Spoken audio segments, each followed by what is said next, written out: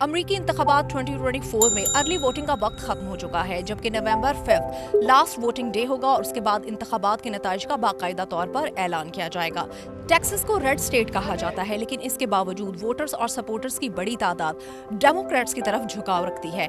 लेकिन गाजा जंगबंदी न होने की वजह से वोटर्स और सपोर्टर्स अब रिपब्लिकन्स की तरफ अपनी वोट का झुकाव रख रहे हैं और रुझान रखते हैं।